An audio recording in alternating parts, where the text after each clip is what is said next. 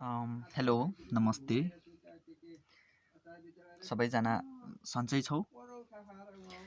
आज हामी क्लास 10 अन्तर्गत रहेर क्लास 10 को साइन्स सब्जेक्ट पढ्नेछौँ।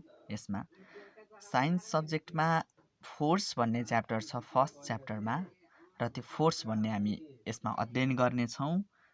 र फोर्समा हामी के पढ्नेछौँ भन्दा डिफाइन फोर्स, पहिल्यैदेखि पढ्दै आएको कुरा। डिफाइन फोर्स भनेको के हो त्यसको बारेमा, र यसमा ग्राभिटेसनल फोर्सको बारेमा हामी पढ्नेछौँ।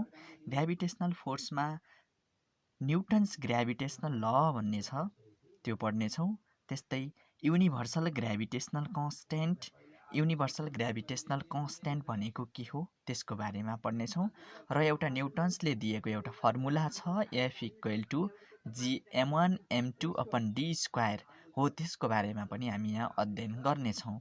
र त्यही फर्मुलामा आधारित रहेर मासलाई र त्यसको डिस्टेन्सलाई भ्यारी गर्दाखेरि, चेन्ज गर्दाखेरि फोर्समा, ग्राभिटेसनल फोर्समा कस्तो इफेक्ट पर्छ भनेर पनि हामी यस च्याप्टरमा अध्ययन गर्नेछौँ।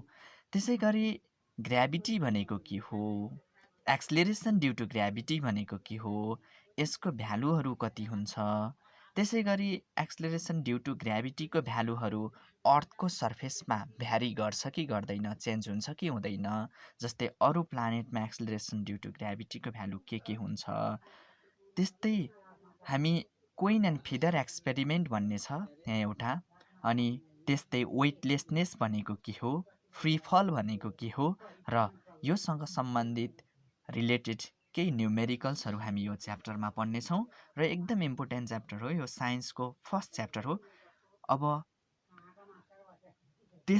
पहिला सुरु गरौँ फोर्स, डिफाइन फोर्सबाट, किनकि हामी यो फोर्सबाट सुरु गरौँ। फोर्स, अब फोर्स भनेको के हो त? पढ्दै आएको कुरा, फोर्स जहिले पनि दुईटा स्टेट हुन्छ, एउटा स्टेट अफ रेस्ट हो, एउटा स्टेट अफ मोसन हो। कुनै पनि अब्जेक्टका दुईटा स्टेट हुन्छन्, एउटा स्टेट अफ रेस्ट, एउटा स्टेट अफ मोसन। हामी force is that external agents which के गर्छ त, जसले भन्दा एउटा स्टेटबाट अर्को स्टेटमा कि त rest to motion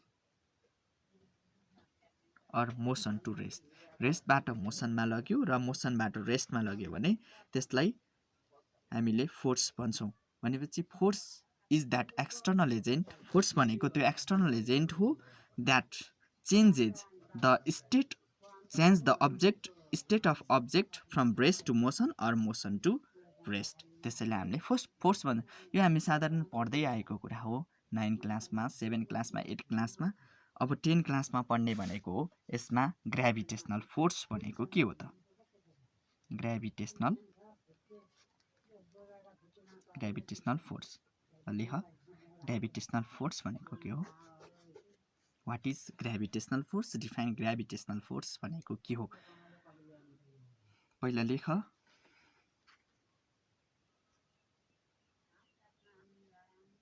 The force of attraction between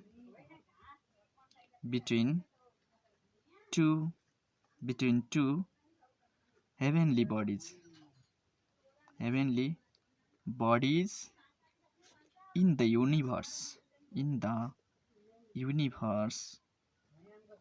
it's called the force of attraction between two heavenly bodies in the universe is called gravitational force अथवा ग्राभिटेसन। भनेपछि ग्राभिटेसन फोर्स भनेको के हो त भन्दा, कुनै पनि युनिभर्समा रहेका दुईवटा अब्जेक्टहरूले, एउटा अब्जेक्टले अर्को अब्जेक्टलाई आफूतिर तानेको हुन्छ भने अर्को अब्जेक्टले, कुनै पनि एउटा अब्जेक्टले यसलाई तान्छ र यसले पनि यसलाई तान्छ भनेपछि फोर्स अफ एट्र्याक्सन हो, अथवा म्युचुअल फोर्स अफ एट्र्याक्सन पनि भनिन्छ। फोर्स अफ एट्र्याक्सन भन्दा पनि यसलाई म्युचुअल फोर्स अफ एट्र्याक्सन लेख्दा राम्रो भयो। mutual force of attraction between two heavenly bodies in the universe is called gravitation. युनिभर्समा रहेका दुईवटा अब्जेक्टहरू दुईवटा पिण्डहरू बीचमा लाग्ने जुन आकर्षण बल छ त्यसलाई नै हामी ग्रेभिटेसनल फोर्स भन्छौँ। जस्तै एउटा मार्बल छ, त्यो मार्बलले अर्को मार्बललाई पनि तानिरहेको हुन्छ भने त्यो दुईटा मार्बलको बीचमा जुन एउटा आकर्षण बल लाग्छ त्यसलाई नै हामी ग्रेभिटेसनल फोर्स भन्छौँ। जस्तै मुनले सनले मुनलाई तानिरहेको छ, ती दुईटाको बीचमा पनि ग्रेभिटेसनल फोर्स लाग्छ। युनिभर्समा रहेका दुईवटा अब्जेक्टहरूका बीचमा एक प्रकारको म्युचुअल एट्र्याक्सन हुन्छ, फोर्स अफ एट्र्याक्सन हुन्छ, त्यसलाई हामी ग्रेभिटेसन भन्छौँ अथवा ग्रेभिटेसनल फोर्स भन्छौँ। अब यसमा एउटा न्युटन्सले दिएको ल छ जसलाई हामी न्युटन्स ग्रेभिटेसनल ल भन्छौँ। अब त्यसले के भन्छ त? न्युटन्स ग्रेभिटेसनल ल, न्युटन्स ग्रेभिटेसनल लले के भन्छ? अब न्युटन्स ग्रेभिटेसनल लले के भन्छ भन्दा the mutual force of attraction are everybody in this universe attract each other with a force which is directly proportional to the product of their masses and inversely proportional to the square of distance between their centers भनेर यो लले भन्छ। भन्नको मतलब के भन्छ त भन्दा न्युटन्स ग्रेभिटेसनल लले कुनै पनि अब्जेक्ट युनिभर्समा भएका अब्जेक्टहरू बीचमा एउटा एट्र्याक्सन फोर्स हुन्छ, त्यो हामीले थाहा पाइसक्यौँ, जसलाई हामी ग्रेभिटेसन भन्छौँ। अथवा gravitation is directly proportional to भने पनि हुन्छ, अथवा everybody in this universe attract each other, एउटाले अर्कोलाई तान्छ अरे विथ अ फोर्स, त्यही हो gravitational force, which is directly proportional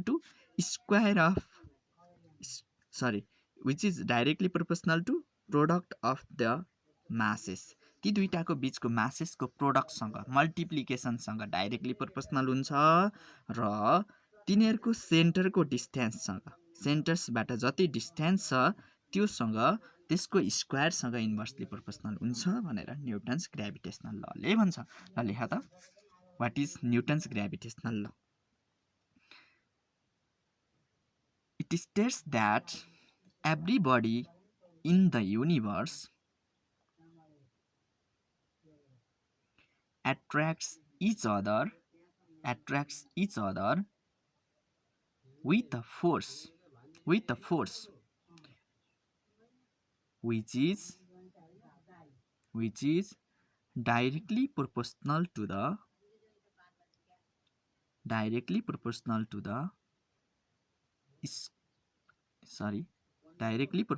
the product of their masses, masses, and inversely proportional to the square of the radius of their distance between their centers है, distance between their center हो। त्यो भयो, मैले लेखाइदिनु। अथवा त्यो everybody भन्दा पनि त्यो ग्रेभिटेसन इज डाइरेक्टली प्रोपोर्सनल भन्दा पनि हुन्छ है। Gravitational is directly proportional to the product of their masses and inversely proportional to the square of the distance between their centres भन्दा भयो। अब प्रुभ गर्न पर्न सक्छ कहिलेकाहीँ हामीलाई, prove F equal to gm1 m2 upon D square भन्छ कहिलेकाहीँ, यसैको फर्मुला हो यो, gm1 m2 by D square prove गर्नु पर्यो भने। अब हामीले न्युटन्सले भनिरहेछ यसको प्रुफमा लेखायो, प्रुफमा कहिलेकाहीँ proof F equal to gm1 m2 upon D square भन्छ। अनि तिनीहरूले चाहिँ आफ्नै मिनिङ छ तिनीहरूको भनेर सोल्ला। अथवा अब त्यसमा प्रुफ कसरी गर्ने त? हामी न्युटन्स ग्रेभिटेसनल लले भनेको अनुसार according to Newton's gravitational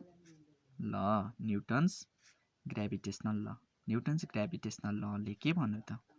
gravitational ल, अकॉर्डिङ टु न्युटन्स ग्रेभिटेसनल ल। अब फोर्स छ जुन ग्रेभिटेसन इज डाइरेक्टली भनेको थियौँ हामीले, एउटा फोर्स थियो जुन चाहिँ डाइरेक्टली प्रोपोर्सनल हुन्छ अरे केसँग m1 एन्ड m2 सँग यसलाई I मान According to Newton's gravitational law, F is directly proportional m1 into m2 लेख्न सक्छौ अथवा तिमीले दुईटा फिगर बनाऊ पहिला यसलाई A गर यसलाई B गर जुन m1 छ यो m2 छ यी दुईटाको डिस्टेन्स d छ भने पहिला यो लेख्न भन्दा पहिला हामीले के पनि लेख्न सक्छौं भन्दाखेरि कन्सिडर पहिला लेख त ल फर्स्टमा यो प्रुभ क्वेशन लेख prove f equal to g m1 m2 by d square लेख त्यसपछि अब प्रुफमा लेख दुईटा यो फिगर बनाऊ a र b अनि त्यसपछि d m1 र m2 यो बनाइसकेपछि यहाँ देखिएको छैन होला यस्तो फिगर बनाऊ a b एउटा m1 छ एउटा m2 छ यी दुईटालाई हामी डिस्टेन्स d मा राखेका छौं ल यो फिगर छ फिगर 1 लेख ल अब त्यसपछि यो फिगर बनाइसकेपछि लेख consider two body a and b consider two body a and b of mass m1 and m2 respectively respectively separated at a distance d then according to Newton's gravitational law F is directly proportional to m1 into m2 त्यही भनेछ त्यस्तै I गर त्यसलाई and II मा F is inversely proportional to 1 by d square यसलाई II गर F is तिमीहरु राम्रो note लेख्नुपर्छ किनकि यहाँ अलिकति बद्दा तरिकाको भइरहेछ यहाँ मैले लेख्दाखेरि तैपनि तिमीहरुले बुझेर राम्रो नोट लेख्नुपर्छ यो होमवर्क चाहिँ देखाउनु पर्छ F is directly inversely proportional to 1 by d square यसरी छ अब यी दुईटालाई हामी कम्बाइन गरौँ मिलाइदिउँ त ल कम्बाइनिङ इक्वेसन 1 and 2 ल इक्वेसन 1 र 2 लाई हामी कम्बाइन गर्दियौं एकै ठाउँमा मिलाइदिँदाखेरि के हुन्छ ल हेर यसपछि म यहाँ लेखे F is यता हेर माथि m1 र m2 छ तल d स्क्वायर चाहिँ कम्बाइन गर्दियौं हामी ती दुईटालाई मिलाइदियौं यो मिलाएपछि अब यो जुन छ नि यो प्रोपोर्सनालिटी कन्स्ट्यान्ट छ यसलाई हामी हटाउनको लागि यहाँ f इक्वल टु g राख्छौं m1 m2 upon d square तिमीहरुलाई कन्फ्युज होला के हो त्यो g भन्ने हैन अब त्यो g भनेको के होइन यहाँ एउटा प्रोपोर्सनालिटी कन्स्ट्यान्ट हो प्रोपोर्सनालिटी कन्स्ट्यान्ट जसलाई हामी युनिभर्सल ग्रेभिटेशनल कन्स्ट्यान्ट भन्छौं के भन्छौं युनिभर्सल ग्रेभिटेशनल कन्स्ट्यान्ट भन्छौं वेयर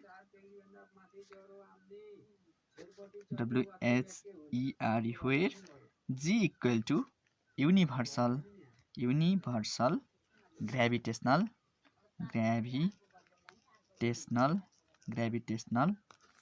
constant g भनेको युनिभर्सल ग्रेभिटेशनल कन्स्ट्यान्ट हो जसको भ्यालु g को भ्यालु कति हुन्छ 6.67 into 10 को पावर -11 न्यूटन मीटर स्क्वायर पर केजी स्क्वायर यो पर केजी स्क्वायर है प्रति g को भ्यालु 6.67 into 10 को पावर -11 न्यूटन मीटर स्क्वायर पर केजी स्क्वायर यसको भ्यालु हुन्छ अब यसरी चाहिँ हामीले what is gravitational force what is Newton's gravitational ल व्हाट इज अनि त्यसपछि प्रुभ गर्न सक्छौं g m1 m2 by d square गरेर त्यस्तै अब युनिभर्सल ग्रेभिटेशनल कन्स्ट्यान्ट भनेको के हो पनि यहाँ सोध्छ अब कहिलेकाहीँ define universal gravitational constant universal constant अथवा g भनेको के हो डिफाइन गर भन्छ अब त्यो डिफाइन g भन्यो युनिभर्सल ग्रेभिटेशनल कन्स्ट्यान्ट भनेको के हो अब हामीले थाहा पायौं वी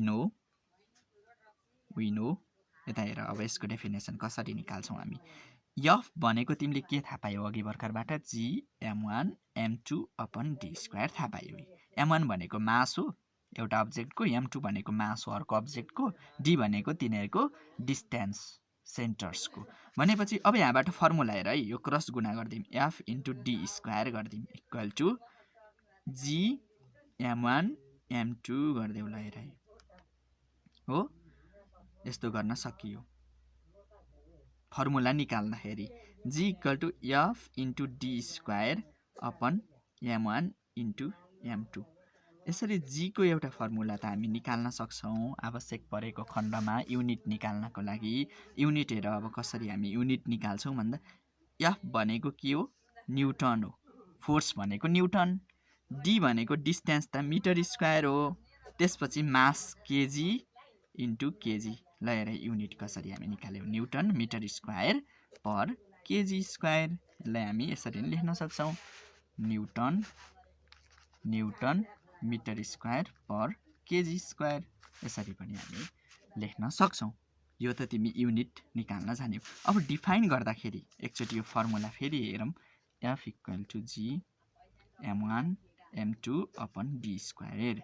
अब यसको फर्मुला हेर है, यदि कुनै पनि अब्जेक्ट छन् दुईटा 1 केजी का छन्, ल हामी मानौँ 1 केजी का छन्, यिनीहरूलाई 1 मिटर डिस्टेन्समा हामी राखौँ, ल 1 मिटर डिस्टेन्समा सेपरेट गराउँ। अब यसको m1 कति छ हेर त 1 केजी, m2 कति छ हेर 1 केजी, डिस्टेन्स कति छ 1 मिटर छ। अब यो फर्मुलामा राखौँ है, के हुन्छ f equal to g m1 भनेको 1 m2 भनेको 1 d भनेको पनि 1 स्क्वायर। हेर त f इक्वल टु g आयो कि आएन, आयो। अब यस्तो अवस्थामा g को भ्यालु केसँग बराबर हुने रहेछ हेर त, फोर्ससँग बराबर हुँदो रहेछ। के फोर्स हो, ग्रेभिटेसन फोर्स, ग्रेभिटेसन फोर्स। भनेपछि यसलाई हामीले कसरी डिफाइन गर्न सक्यौँ त भन्दा universal gravitational constant is defined as the force हो, ग्रेभिटेसन फोर्स हो, gravitation force when the unit mass of two bodies are separated at a distance of unit distance भन्न सकियो। अथवा के भन्न सकियो भन्दा universal gravitational constant is that gravitational force हैन, ग्रेभिटेसनल फोर्स हो which is exerted when 1 kg of each mass are separated by 1 meter। एक केजी का मास हामी 1 मिटरमा छुट्याएर राख्दाखेरि जति ग्रेभिटेसनल फोर्स प्रोड्युस हुन्छ त्यसैलाई हामीले युनिभर्सल ग्रेभिटेसनल कन्स्ट्यान्ट भनेर डिफाइन गर्छौँ। भनेपछि अब तिमीहरूले एउटा यहाँको डेफिनेसन पनि याद गर्नुपर्छ। What is universal gravitational constant भन्यो भने universal gravitational constant is equal to that gravitational force which is produced by each unit mass are separated by unit distance।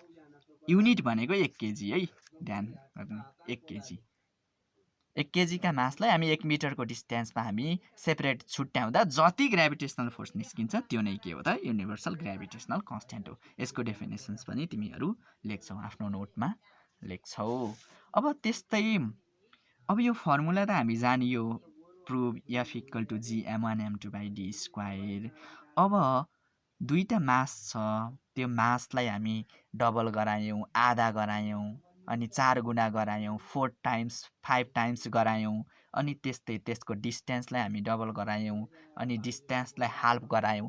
के इफेक्ट पर्छ त, जस्तै तिमीसित दुईटा अब्जेक्ट छन्, त्यो अब्जेक्टको मास हामीले भ्यारी गरायौँ, चेन्ज गरायौँ, डबल गरायौँ अथवा घटायौँ, अथवा तिनीहरूको डिस्टेन्स टाढा टाढा थिए नजिक ल्यायौँ भने के इफेक्ट गर्छ त, नयाँ ग्रेभिटेसनल फोर्समा के इफेक्ट गर्छ भनेर पनि हामी यहाँ पढ्छौँ। अब त्यसको बारेमा म एउटा यहाँ न्युमेरिकल्स गराउँछु, न्युमेरिकल जस्तै छ यो, अनि त्यसपछि तिमीहरू अरूसँग रिलेटेड गर्नेछौ। जस्तै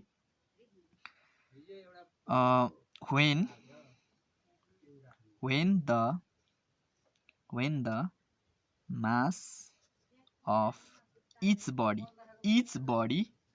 बडी इज डबल्ड भन्ने ल क्वेसन डबल ल हेर के हुन्छ इफेक्ट है what is the effect in the ग्राभिटेसनमा के इफेक्ट पर्छ when the mass of each body is doubled भन्नाको मतलब यो बडी छ ए यो अर्को बडी बी छ मानव यो 100 केजीको थियो यो पनि 200 केजीको थियो यी दुईटालाई हामी डबल बनायौँ भने ग्राभिटेसन फोर्समा कुन इफेक्ट पर्छ भनेर सोध्यो ल यो 100 लाई हामी 200 बनाऊ त्यस्तै यो 200 लाई 400 बनाउनु पर्यो यदि साधारण छ भने तर m1 र m2 मान्दाखेरि अब डबल गर्दाखेरि के भयो यो 2m1 हुन्छ यो 2m2 हुन्छ ल त्यसको डिस्टेन्सलाई हामीले केही चेन्ज नगरौँ है त के हुन्छ अब यस्तो अवस्थामा हामी यसलाई सोलुसनमा कसरी लेख्नुपर्छ हेर वी ह्याभ तिमीलाई थाहा छ अहिलेसम्म पढेको कुरा f equal to g m1 m2 by d square छ अब त्यसपछि न्यू अथवा f ड्यास हामी अब when mass of each double हो कि होइन when mass of each body is double गरेको छ ल हेर इच बडी गर्दाखेरि न्यू छ नि अब यो m1 लाई त m1 भनेको त कति हुन्छ 2m1 भयो हामी डबल गराएको छौँ हैन न्यू m1 त्यसपछि न्यू m2 छ नि जुन यो त 2m2 छ किनकि हामी डबल गराएका छौँ अब न्यू फोर्स छ नि जुन न्यू फोर्स हेर त न्यू फोर्स जसलाई हामी f ड्यास मान्दियौ f ड्यास भनेको g m1 अब कति छ हेर 2m1 into 2m2 upon d square छ यसले इक्वेसन आई मान्दियौ है ल हेर 2 इन्टु 2 4 यता राख g m1 m2 upon d square ल हेर अब यो इक्वेसन आईमा f छ कि छैन g m1 m2 by d square भनेको f छ 4f भनेपछि जुन यो नयाँ f ड्यास भन्ने छ पहिला भन्दा कति टाइम्सले बढी छ त 4 टाइम्सले बढी छ हेन्स लास्टमा लेख hence the new gravitation is 4 times greater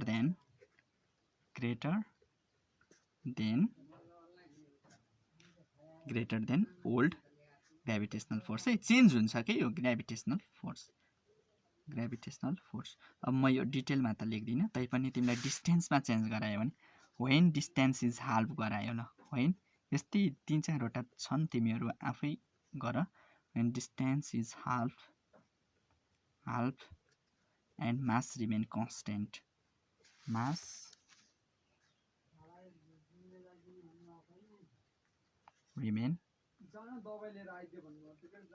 मासलाई हामी कन्स्टेन्ट राखौँ र डिस्टेन्सलाई चाहिँ हाल्फ गराउँ रे भन्नाको मतलब यो एउटा मास छ m1 m2 छ यो a हो यो b हो यदि यो d छ नि अब यसलाई घटाउँ रे आधामा ल्याउँ रे यो भनेको d/2 हुन्छ भनेपछि अब यसको सबै त्यही हो फर्मुला लेख f equal to g m1 m2 by d square गर यसलाई इक्वेसन आई मान अनि त्यसपछि अरु त सेम हुने भयो न्यूमा चाहिँ f ड्यास भनेको के हुने भयो न्यू है यो f ड्यास भनेको g m1 m2 by d के थियो अब d/2 भयो d/2 स्क्वायर अब त्यसपछि यो g m1 m2 by d square by 2 को स्क्वायर 4 यो 4 त उल्टेर माथि जाने 4g m1 m2 by d square यदि हामीले डिस्टेन्स आधा गराउँदा पनि अब यो इक्वेसन आइबाट के राख त 4f भनेपछि यदि हामीले डिस्टेन्सलाई आधा गराउँदा पनि के हुन्छ त ग्राभिटेसनल फोर्स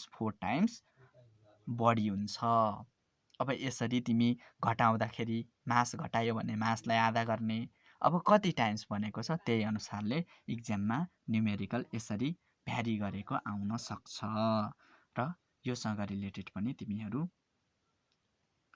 अरु जस्तै अब व्हेन डिस्टेन्स इज डबल गर्ने मास रिमेन कन्स्टेन्ट मासलाई डबल गराउने मासलाई ट्रिपल गराएर हेर्ने के हुन्छ त्योसँग रिलेटेड टेन्सेट्समा प्रब्लमहरु छन् त्यो सल्भ गर्ने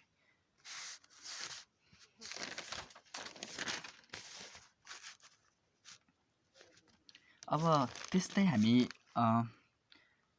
ग्राभिटी भनेको के हो वेट भनेको के हो, मास भनेको के हो, अनि एक्सलेरेसन ड्यू टु ग्राभिटी भनेको के हो, value of acceleration due to gravity in different places, अर्थमा, मुनमा, होइन, जुपिटरमा, तिनीहरूमा के हुन्छ, केले त्यसलाई प्रभाव पार्छ, एक्सलेरेसन ड्यू टु ग्राभिटी केसँग डिपेन्ड हुन्छ भन्ने कुरा छ। अनि अर्को कुरा, अघि तिमीले पढिराख्दाखेरि न्युटन्स ग्राभिटेसनल लमा जुन फोर्स छ, ग्राभिटेसन फोर्स छ, त्यहाँ इफेक्ट गर्ने फ्याक्टर्स भनेका दुईवटा फ्याक्टर्स थिए। के थिए हेर त, F equal to G m1 m2 by D स्क्वायरमा ग्राभिटेसनलाई इफेक्ट गर्ने फ्याक्टर्स भनेका एउटा मास थियो भने एउटा डिस्टेन्स बिट्विन देयर सेन्टर्स थियो। कहिलेकाहीँ त्यो क्वेसन्स पनि आउँछ, वाट आर द फ्याक्टर्स, फ्याक्टर्सहरू के थिए जसले ग्राभिटेसनलाई इफेक्ट गरेका थिए भन्ने कुरा सोध्न सक्छ है। अनि ग्राभिटेसन्सका कारणले गर्दाखेरि के हुन्छ भन्ने क्वेसन्स पनि यहाँ आउँछ। जस्तै यो ग्राभिटेसन्सको कारणले गर्दाखेरि हाम्रो समुद्रहरूमा टाइड उठ्छ। What are the effect of gravitation भनेको टाइड्स अकर्स इन ओसन। टाइड्सहरू जुन छ नि, मुन र सनको ग्राभिटेसनलको कारणले गर्दा, ग्राभिटेसनको कारणले गर्दा हाम्रो समुद्रमा ज्वार भाटाहरू उत्पन्न हुन्छ, तानिन्छ। त्यहाँबाट पानीहरू माथि तानिन्छ, पानीहरू हलचल आउँछ, हलचल आउँदाखेरि ज्वार भाटा भन्छ, त्यो छाल भन्छ नि समुद्रमा, हो त्यसलाई हामी टाइड भन्छौँ। भनेपछि tides are occurs in ocean, टाइड्सहरू ओसनमा अकर हुन्छ। अनि त्यस्तै अरू ग्राभिटेसनको कारणले गर्दाखेरि यो सन, अनि त्यसपछि यो हाम्रो अर्थ छ, अनि त्यस्तै यो मुन छ, यिनीहरू केलाई घुमेका हुन्छन् त, प्लानेटलाई, अथवा प्लानेटहरू सनलाई र स्याटेलाइटहरू प्लानेटलाई घुम्छन्। त्यो पनि इफेक्ट अफ ग्राभिटेसनको कारणले गर्दाखेरि हो है। What are the effect of gravitations भन्यो भने planets and satellites are revolve around